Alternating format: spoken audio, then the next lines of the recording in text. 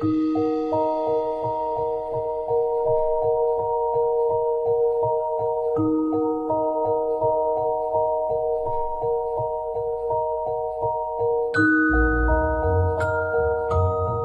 second anniversary of the blasphemy murder of Deborah Emmanuel, Yakubu, in Sokoto, May 12, 2022, is a teaching moment for Nigeria and the world. The world only knows that a promising student and exemplary Christian believer was stoned to death on the campus of Shehu Shagari Teachers College because she allegedly had blasphemed against the Prophet Muhammad on a social media app. Mob hatred against her followed her spurning of a Muslim boy who wanted to date her, according to Morning Star News. Deborah's relatives watched the jihadist mob surround the campus gatehouse, where Deborah and her cousin sheltered for the last hours of her life. They tell TruthNigeria that some of her fellow students were jealous of her outstanding abilities in mathematics. They had earlier vocally condemned her because she gave honor to Jesus instead of to the Prophet. Deborah accused the school of discriminating against Christians in favor of Muslims, Pastor David Ayuba Azaman told Morning Star News. This is what they used as proof of blasphemy. She didn't actually insult the Prophet Muhammad, but she turned down a Muslim student's proposal to date her. So, in revenge, he accused her of insulting Prophet Muhammad, Azaman said. TruthNigeria is the first to report that the stoning was secretly planned by jihadists for 2 weeks prior to the actual event. When a relative appeared at the Sokoto police station on the morning of May 12th to beg for officers to rescue Deborah, he was astonished to find that the police already knew that a plot was afoot to murder her days before she was killed, but the police did nothing to protect her. At least 17 police and 5 Department of Security servicemen arrived on the morning of May 12th at the gatehouse on campus, where Deborah and her cousin were already under siege by a mob of 50 students who tried to burn the gatehouse. The security men had rifles, but did they refuse to use them to rescue the 2 students? For 5 hours, the police did nothing to stop the mob when it broke into the gatehouse at 3 p.m. The student mob grabbed Deborah, took her outside, and stoned her to death. Deborah was a Christian leader on campus. She had created an abstinence group of sisters she called the Lydia Girls. She led a church choir that performed at weddings. She had a fiancé who was completing his training at the Sokoto Police Academy. Deborah herself had been accepted to study at the police academy. Deborah loved the people of Sokoto, who are overwhelmingly Muslim. She wanted to serve them as a police officer in the same police unit that stood by and let a mob kill her. It never occurred to Deborah that fellow students would kill her for a comment she made on a message app. In fact, even as she sat bleeding from head wounds in her last hours, she was worried about not getting to her final exams that day, according to her cousin, Josephine, who gave extensive interviews to TruthNigeria. This chilling testimony of Deborah Emmanuel's cousin, Josephine, demands an independent investigation by a commission appointed by the Nigerian Supreme Court, according to Dr. Gregory H. Stanton, former U.S. State Department Foreign Service officer and founding president of Genocide Watch.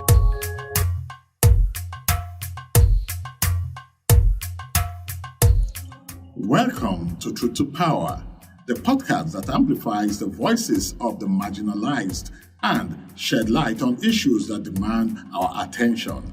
I'm your host, Ehis Abon. In today's episode, we'll be chatting with recently released kidnap victims by kidnappers believed to be Fulani headsmen. They recount their 37 days ordeal and experience in the den of the kidnappers. Barry, Adakole, and Tajudeen Ademola are close friends and residents of Gonin Gora, a suburb in the outskirt of Kaduna metropolis in Chikun local government area, Chikun County. They were recently released after spending 37 days in the den of notorious kidnappers in Sabon Sara, a large village interspaced with other smaller hamlets in Giwa County. On March 1, 2024, both Barry and Tajudeen had gone to deliver the ransom money of 8 million naira, which is about $6,666 approximately, for the release of Barry's wife and 2 sons who had been kidnapped on February 12, 2024 from the residence of Barry Adakole in Gonin Gora. The duo was, however, also kidnapped after they delivered the ransom money at the remote forest 35 miles northwest of Kaduna. Truth to Power had this chat with the duo days after they were released. Our first interview is with Barry Adakole, a civil servant whose wife and 2 sons were kidnapped. On the 10th of February this year, my house was invaded by kidnappers at about 12:45 a.m. I was not at home, so that actually came for me. So when they did not see me, they decided to adopt my wife and 2 kids. So on that fateful date. So then on the 1st of March, I was kidnapped. How? When the agreed ransom was taken to them, my negotiator, the person, because I'm not very fluent in Hausa, so he was doing the negotiation. So on that very day, on that 1st of March, we were taking the ransom to them. At where? When he called them, they said we should come to Zaria. And at that point, they did not tell us exactly where we were to take the ransom to. But on getting to Zaria, they decided to give us description of where to come to give them the ransom. Yes. And they mentioned the name. Then, as we were going, actually, to be a kind of a foolhardy of us to take the ransom personally. So I approached someone to to help us deliver the ransom while we waited for him at a particular village. So on getting there, after the ransom was delivered, as on our way coming, the person met us where we were waiting for him. You know the person? It's one of our boys, a mechanic. So he actually successfully delivered the ransom to them. So. After coming back from giving the ransom, he met us on our way coming back to Kaduna. We were even celebrating, excited that it was a successful operation. Yes. Then suddenly they called the negotiator. Yes. When they called him that my family has been released, that they will be kept by the roadside, and considering the time, it was getting dark, and the possibility of getting vehicle that time was so slim. So we decided to go back, thinking that they have actually dropped them by the roadside for us to pick. So as we turned, as we were going, behold, the 2 bikes, just blocked the vehicle. And they came down on gunpoint. That's at Sabon Sara now. Went back yes, to Sabon Sara. But this time around, they were coming from Sabon Sara, so we didn't reach that village again. So they blocked us, and as they blocked us, the negotiator and myself immediately taken to the bush, leaving the driver and the boy that delivered the ransom. That was how we were kidnapped.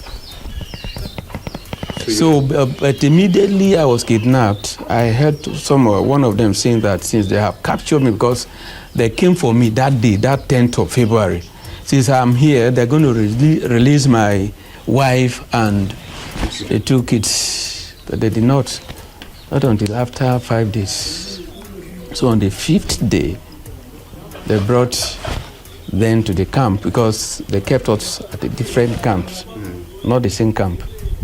And the following day, they released them, and leaving my last born with me, meaning that he stayed longer than the others. My last born. Okay, wait a minute. So your wife was released on the 1st of March now? No, not on the 1st of March. Like I said. Okay, 5 days later on the 6th of March. On the 6th of March. On the 6th of March. He was released with one of my kids. Okay, with one of your kids, yes. Yes. Now, you were now your boy was now brought to the same camp with you. With me. And the negotiator. Yes. So 3 of you now. Well, yes. Okay. The same camp now. Okay. So can you describe the place? Is it a forested area, or is it an open bush? You see, sometimes when they say forest, I used to be surprised, because the kind of forest I used to think is a very thick forest. Yes. But the area they call forest is the trees that sometimes we are even the height. But it's just that there are too many trees, not really thick forests, the kind of forest that I know. Short trees. Short trees. So were you kept in the outside or inside a room, or where? We were kept that place, not really a tent, but something looks like it, but made of leaves. And when the dried leaves, you could see the outside, because when they made it fresh leaves, every place was covered. And when the leaves got dried, you could see when anytime it was raining, it started raining, the whole rain would be on us, and as if we were outside. Were you chained? We were chained 24 hours. So even if you want to ease yourself, they will not allow you to go out. They will rather give empty this in a small bottle of bottle water, not up to bottle water. This pop cola bottle to ease yourself. They will never allow you. And even if you want to, if you are pressed, so you cannot go. They will look for ordinary leather for you to do it inside, and later they will throw it away. So, what were you eating? It's only rice. That is for the first 3 weeks. That is the 3 weeks. We're eating only rice, not well cooked, half cooked, no ingredients in it, and the quantity is nothing you can. After 1 or 2 hands, that is all. And you'll be asked to just, drink, to take water. How many were you kept in that camp? How many huts were there? How many people can you estimate? Actually, that hut, according to my wife, was made when they were there, right in their presence. When they were there, they were kept outside, even the rain and the sun and everything. So they brought, about 3 men to make the tent. Within 3 hours, they were done with it. They were kept there. But why they were taken from that place was because of airstrikes. Nigerian Air Force was bombing the whole place. That's another big testimony. Honestly, another big threat. Please tell us more about that. Let me finish with the question. We were treated with, highest level of dehumanization. In fact, if you have a dog at home, the way you treat your dog, far, far, far better with respect than the way they were treating us. The kind of what they were even putting food, the plates. They were putting the so-called food was not really. They don't wash it. They don't allow us to wash it, and they would just, throw the food at us. As if we're not human beings. We talked about the chain. Yes, we're on chain, not just on chain. Tight is so strong that the padlock, about 4 padlocks. 4 padlocks? Yeah. Do you know the kind of chain? Motorcycle chain, not ordinary chain, motorcycle chain. Yes. So, and that one was even so painful in our legs, even without using padlock. We did the pain. So. Were you beaten? Of course, yeah, we're beaten. That's the treatment they normally give to men. But for women and kids, they don't treat them so in a very hostile way like that. But for men, Was your son treated as a man or as a kid? No, as a kid, because he's a small boy. How old is he? He'll be clocking 15 this year. Yes. So you said you were talking about, you're interested to know about... yes, you said, you mentioned something of airstrike. You know, like I said, the bombing was another thing that actually threw us. I had a total palpitation. We thought that we were not coming back alive.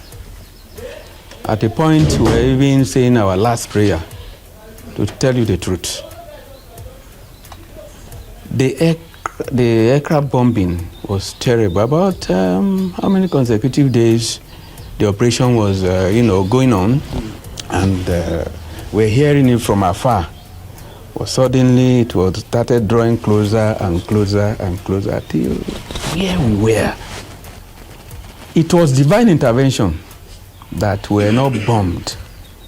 It was divine intervention. They were throwing bombs to our left, to our right, at the back, and the altitude, low altitude, as if it was going to touch the tent.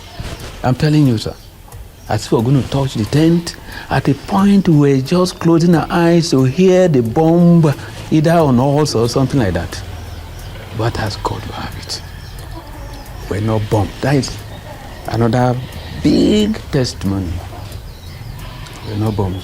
So, like you were saying, they too were, anytime they hear aircraft, the sound, they will look for a hiding place.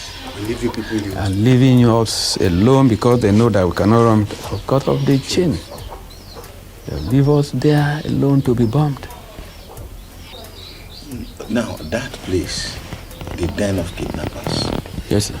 Do you think they have ordinary civilians like me and you that cook food, sell bread, do other things like that? Yes, just this morning my wife told me, because they were taking down where he saw, other tents. They have a place where they sell things like oil, Maggi, and the rest of that. Because other Fulanis that are not kidnappers are also residents, residing within the area there. And in the camp. So they may also be termed as collaborators, since they know what is happening. Of course. And they're there with their cows? Yes. Okay. They're there with their cows. And this bombing didn't affect the cows? When they are sighted from up, they know that they are headers. So they are spared because they know that they are doing their normal business of cattle rearing. We have information that a lot of these headers also hide guns underneath their cattle and they move around. Did you come across that? No, we did not. All right, now in that place too, do you have generator? Do you have light? No. Okay. Why? You see, you cannot like now. Based on the happenings at our own camp, you cannot need to generalize on other camps, because the other camps, like I was told, they are well organized, they have generator, they have other things, facilities. But that particular area, it was the only tent, within that area. Now, another group attempted to kidnap you. Yes, sir. Okay, please tell us why. Yes, one can't remember exactly when, but I think 2 or 3 weeks into our kidnapping, when they kidnapped us, I think 3 weeks later, another bandit group, that is another set, yes, wanted to kidnap us. All of them are into business. So they themselves were discussing, my friend heard them discussing that they are hearing that another group are planning to come and kidnap us. All of them are into business. Why kidnapping us again? Of course, if we are kidnapped and we are taken to another place, fresh negotiation with our family. Are you getting me? So, that fateful night, we heard gunshot. We were afraid. Then the leader was not too far away. The guards were apprehensive. Became very apprehensive. Say, what happened? And of course, I believe that they were not all that surprised because they already heard the information that they were coming to kidnap us. So when they heard the gunshot, they switched into action.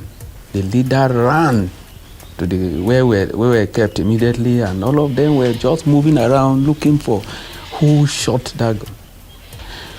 So, after a while, after like 5 minutes, the leader shot his own gun to scare them away and to tell them that we are around and we are ready, for them. So that was it. Okay. Since that time, we didn't hear anything about them coming to. Let's go to specifics. Okay.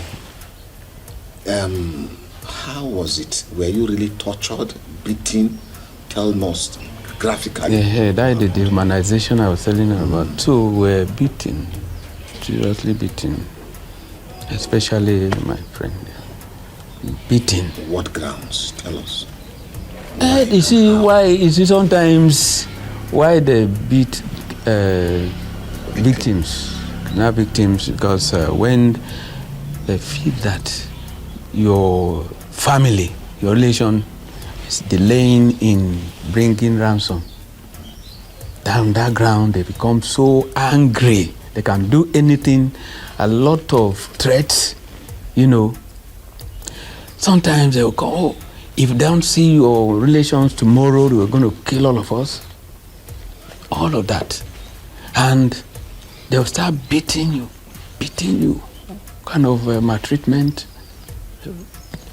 beating you. And according to them, they believe that if they start beating you and you are taken to where you have opportunity to talk with your relations, you cry and tell them to hurry up and the rest of that. I think that is the motive behind the beating.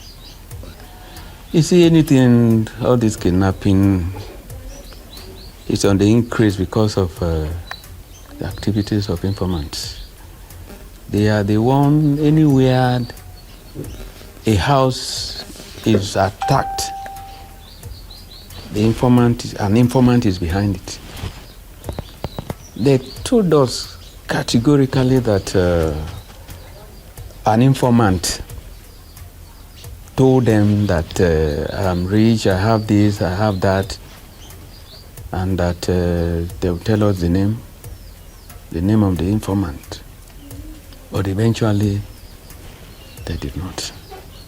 Some people, you have been hearing sometimes, at the end of the day, some victims who are fortunate enough,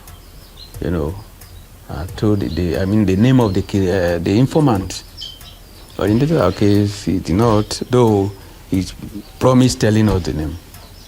And that didn't die by house. It's not at the extreme end.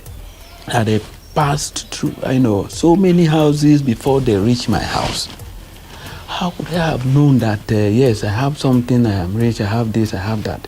It was an informant that told them that the money is there on ground. That the money they mentioned is on ground. That if I say I don't have that money, I am a liar, the money is there. And based on the information, furnished by the informant, they believed. So anything you are saying, they are the one telling lies. The informant told them the truth. That was what happened. That they directed them, pointed the house, maybe previously, not on that same day. Then when they organized themselves, and they came in number. About over 13 kidnappers came to my house. First of all, you took 8 million naira. You raised 8 million. Yes, sir. As ransom. Yes, sir. For your wife and kids. Yes, sir. Then, when you were going, Yes, when you paid the money, yes, you were waylaid and Yes, sir. kidnapped. Yes, sir. And then you were asked to bring some amount of money. Yes. Tell us, how did you raise the first 8 million and how the other $1 million was raised to secure your release? Okay, like I told you earlier on, my wife was released because while she was released was for her to come back home to go around and get, the money they will mention as ransom. Because according to them, the 8 million given to them was just for feeding. So they started afresh that I have to bring 30 million. 30 million. How can I get this 30 million? So my wife came back, was going up and down, we were communicating. Most of the time they would take us there. If they don't bring the 50 million, they are going to slaughter us, they're going to kill us, and all of that, so kind of threats. So she went about round and sold all my properties, my house, my cars, everything. As I'm telling you, talking to you now, I'm staying with a friend, my family. No. Take a moment. Calm down, please. Understand? So in the next 5 years, I'll still be on, servicing the loan I took. Jesus. Okay. Now, what will be your appeal to government, international community, and even our religious leaders, CAN, PFM, and even the president? I will appreciate, like I've told you, I'm left with nothing. Everything gone. If they can come to my aid, my family, I don't know how they were going to do it.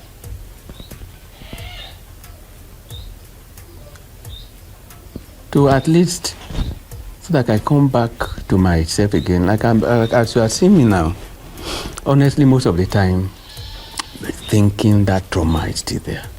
Because most of the time, thinking, where am I going to get apartment again?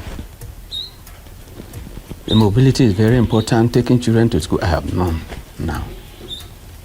So, if the government, this Christian community can come to our aid, I appreciate it. That is my appeal. And international community as well. If there's anything that can be done, I highly appreciate it. That was Barry Adakole recounting his ordeal in the den of the kidnappers. This podcast is proudly supported by TruthNigeria. Visit TruthNigeria.com to discover the truth about Nigeria. Are you seeking the truth about Nigeria? Do you want a reliable source for unbiased news and insightful analysis? Then look no further, cause Truth Nigeria got you covered. Explore TruthNigeria.com for real stories that matter, ranging from governance to international politics. Uncover the reality behind the headlines. Truth Nigeria, where facts meets clarity. Discover the truth about Nigeria today. Visit TruthNigeria.com now. Next, we spoke with Tajudeen Ademola. we heard that your efforts trying to assist your friend. Yes, sir. We are also eventually kidnapped. Yes, sir. Can you tell us actually how you were kidnapped? Yes, when we went to pay the ransom, they told us when we get to Zaria. When was that? That is on the 1st of March. Okay. 1st of March 2024. Mm-hmm. See, when we get to Zaria, we should call them. When we get to Giwa specifically, we should call them. When we get to Giwa, I call the man. Now said I should look at by my right. I should take a road going to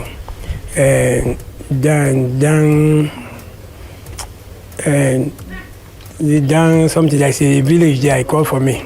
Okay. I followed that road. Okay. Well, on that road, normally I call in. When I go to the first village, I ask. So those people say that village is still far. That village is still inside.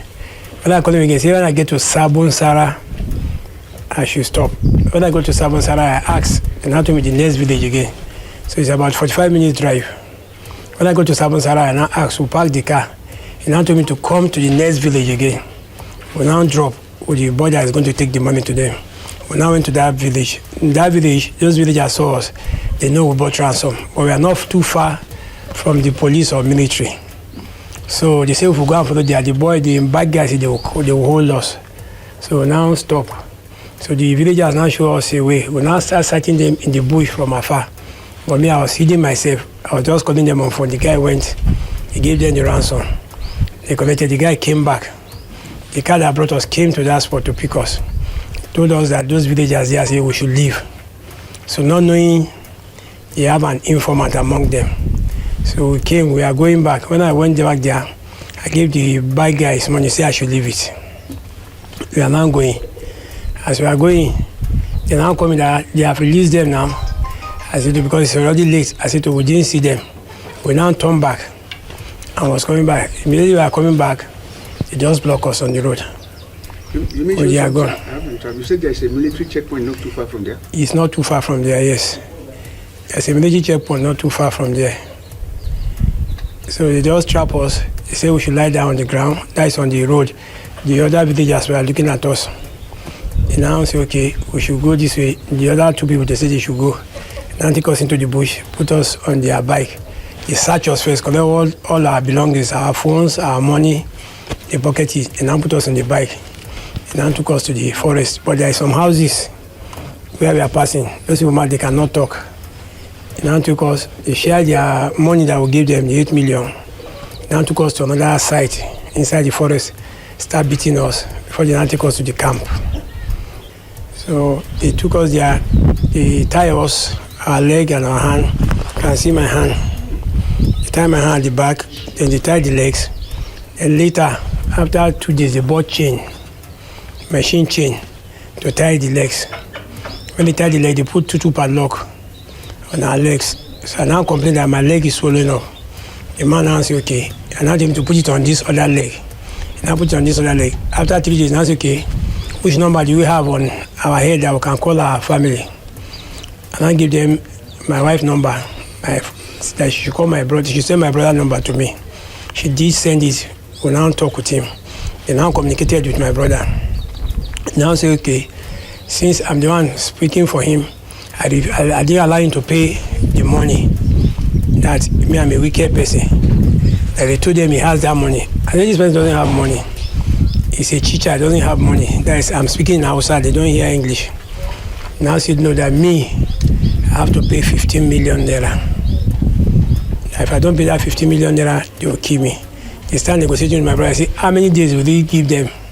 And now say, okay, they should give him 10 days. Immediately that 10 days elapsed, they call. They say, you should give him another 10 days. He didn't bring the money. So the next one, they now say, okay, since he's not bringing the money, the Oga, he beat me. He used stick and beat all my joints. He said he has never beaten me before. He said they should look for rope. That he want to kill me. He was telling my brother on the phone that every time he even bought popcorn and bread for me to eat before he killed me. I said I will not eat. I said I'm not going to take anything. If you want to kill me, God has said my time has come. He beat me, sha. Now cock is gone. So one of them now said I should even talk to my brother and I should pay. That I should not speak language. I should speak Hausa that they can hear. So I speak Hausa. So now my brother said you should add more days for him.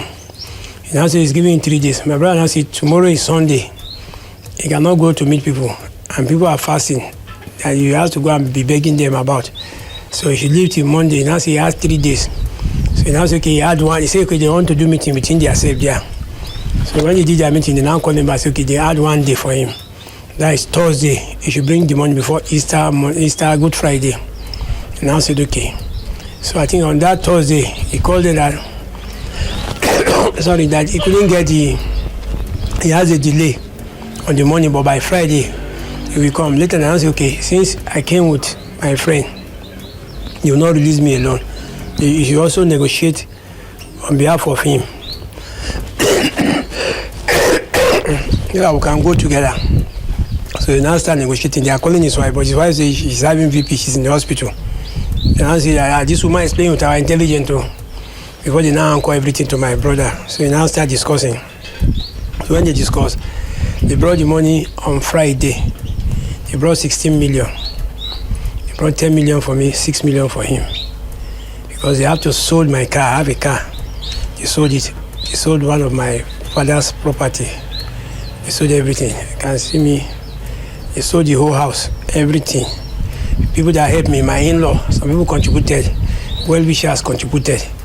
So when they came, when they collected that money, so I told my brother, don't come there. If you come the whole, you don't come. Just look for somebody that will come and give them the money. So that is what he did. So when that person brought the money, so they are beating us every day, morning, afternoon, and night. So those people securing us say, okay, they want something from us. I say, what? I say, okay, we can tell them to send a recharge card to you. Bring your phone, let's call.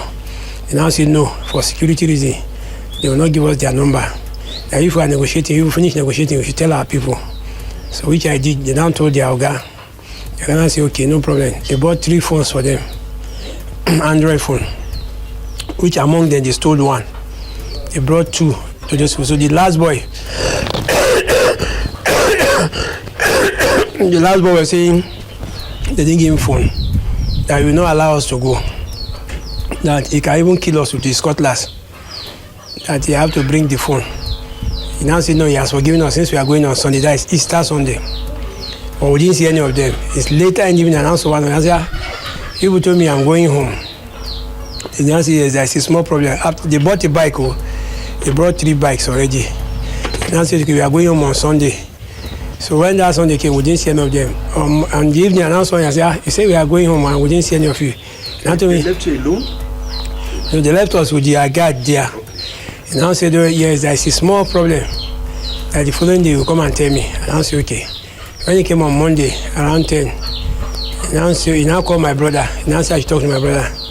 And I talked to my brother. My brother said, what's the problem? I said, I settled the Oga now. He has paid the money, he has bought the bike, he has collected the bike. And now the Oga says he's going to Zamfara for Salah.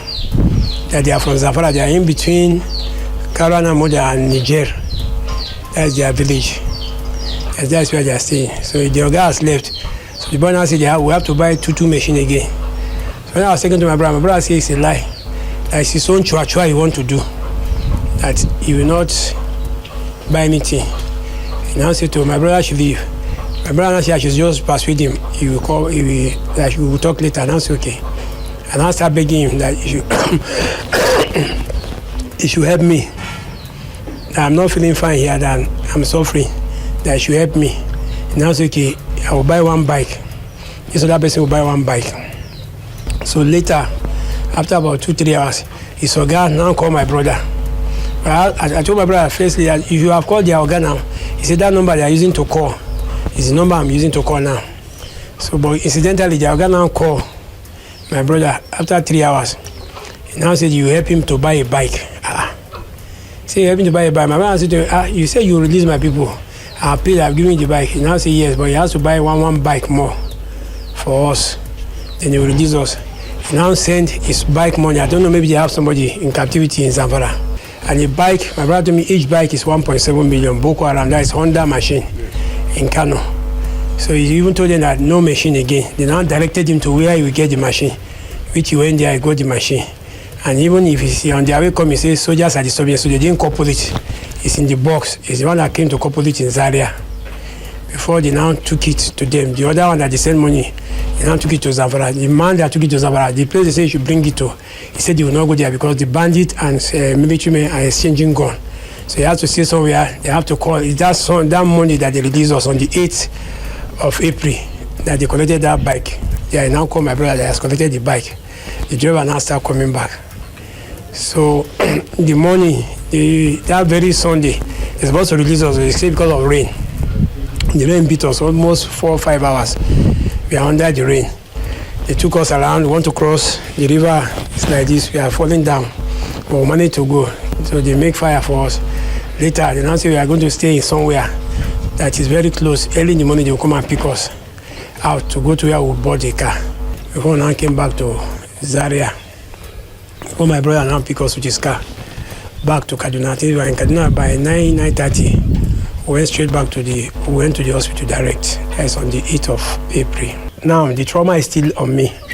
Even my health, you can hear my speech now.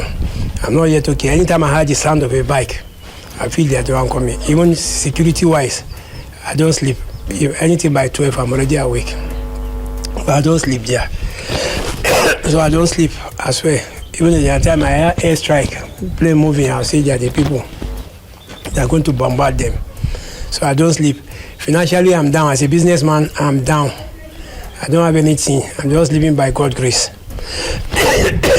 And even my property that is sold, I don't know from where I want to start because I have children that I'm still training in school. They are in the higher institution. So they children that are in the primary section. So I don't know how the international organization want to help me. But financially now I'm zero. And I don't know what the government will do. But the government should try and stop these people from this thing because they are saying it's a business they are doing. They don't know God. If you put God inside, they say they don't know God. They are not only Nigerians. They are Malians, they are Chad there. So you see different of them with dreadlocks coming to their camp. And every day, there is Fulani, and they all of them are Fulani. There is Hausas joining them now, other tribe. But where they kept us, there is an Hausa guy joining them. So he will speak Hausa with him. And they discuss a lot of things. He will tell me that, I'm hearing their conversation. I say yes. What was the core of their conversation? The core of their conversation is because the other Hausa guy said the military men destroyed his house 3 years ago. Now he has a maize, he's a farmer, he has maize. Now the military men told the maize that if they should burn it, he will see the bag of the maize, not all that will burn, like he has 100 bags. But they pack everything, even his bed, everything that they stole it. So that's what led him to start doing banditry. Please, who is the leader of the they have a leader that you can identify? There's a leader, they have a leader. Is he Fulani? It's a Fulani guy. You know his name? I don't know his name. No, they have nickname. They don't mention their nickname. The leader, I don't know his nickname, but the other ones, there is Gora, there is Guntu, there is Boska. They just give themselves a nickname.